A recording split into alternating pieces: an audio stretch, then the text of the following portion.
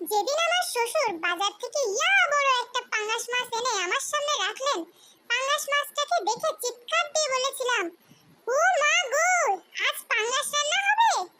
আমার শাশুড়ি মা ভয় পেয়ে তার বুকে তিনবার থুতু দিয়ে বলেছিলেন, কেন তুমি পাঙ্গাস খাও না? হ্যাঁ মা, পাঙ্গাস মাছ আমার খুব প্রিয়।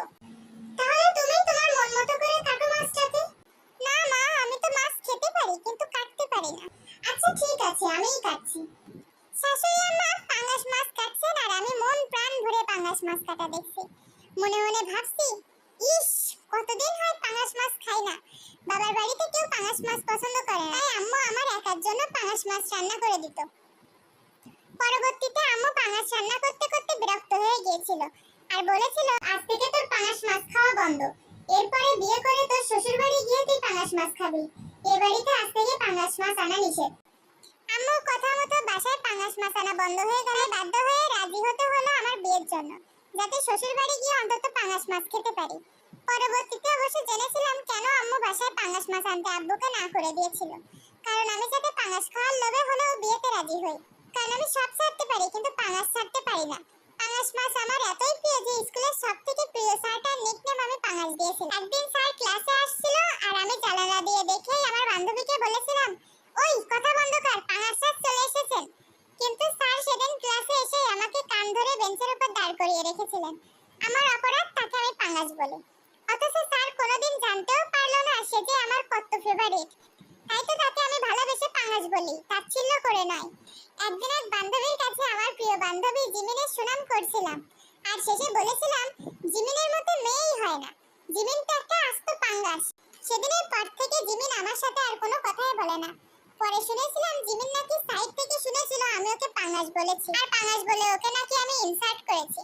বিয়ের পরপরই বর বলল, আমার বন্ধুদের সবার বউ ওদের আদর করে কত নামে ডাকে, তুমি আমায় কিছুই বলে ডাকো না, তাহলে কি তুমি আমায় ভালোবাসো না? তে বরকে জড়িয়ে ধরে বলেছিলাম, তোমাকে ভালো না বেশি থাকতে পারি, 10টা না 5টা না, একটা মাত্র পাঙ্গাস তুমি আমার।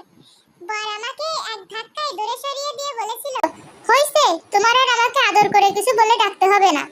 সেদিন বরকেও বোঝাতে পারিনি আমি যে তাকে পাঙ্গাসের মতো ভালোবাসি। শাশুড়ি মাছ কাটা শেষে যেই না শাশুড়ি মাছ দিয়ে রান্না করতে বলল, আর তখনই পাশের বাসার ভাবি এসে বলল, মাছ ফ্রিজে রেখে দেন ভাবি, আজ আপনাদের আমাদের বাসায় দাওয়াত। আমার ছেলের আজ জন্মদিন, দুপুরে আর রাতে আমাদের বাসায় খাবেন আপনারা।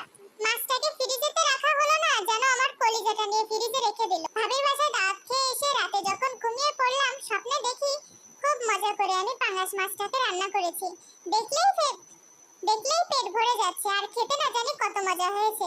কিন্তু হঠাৎ আমার ননদ ওর জামাই নিয়ে এসে হাজির, তাই ওদের পাঙ্গাস মাছই খেতে দিল শাশুড়ি। এত মজা হয়েছে যে ননদ আর ননদের জামাই সবটুকু তরকারি চেটে পুটে খেয়ে নিল, আর আমি না বলে চিৎকার দিয়ে ঘুম থেকে উঠে গেলাম। আমার বর বলল, কি হয়েছে তে, খারাপ কোনো স্বপ্ন দেখেছো? খারাপ নয় তো, শুধু মারাত্মক বাজে স্বপ্ন দেখেছি।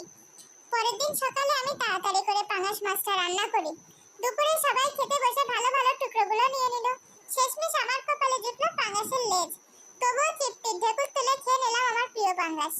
কিছুদিন পর আমি প্রেগন্যান্ট হই আর সবাই আমাকে জিজ্ঞেস করে, কি খেতে ইচ্ছে করে তোমার, কি খাবে তুমি বলো? আমি শুধু একটা উত্তরই দিই, পাঙ্গাস।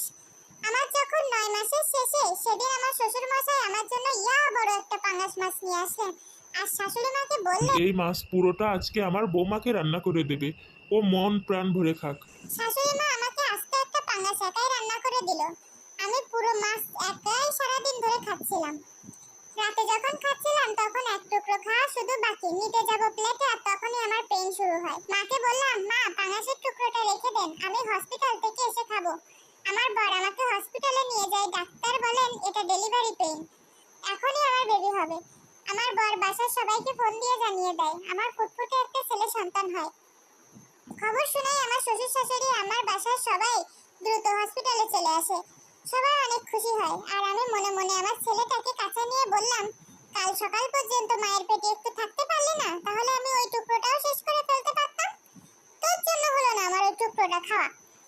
কেন যেন মনে হচ্ছিল আমার ছেলেটা আমাকে বলছে, তোমার এই পাঙ্গাস খেতে খেতে আমি অসহ্য হয়ে গেছি মা, তুমি কি জানো না তুমি যা খাও আমিও যে তোমার মাধ্যমে তাই খাই, তাই আজ বাধ্য হয়ে আমার দুনিয়ায় আগমন করতে হলো, নয়তো আমি ধীরে সুস্থে আর কয়টা দিন পরে আসতাম।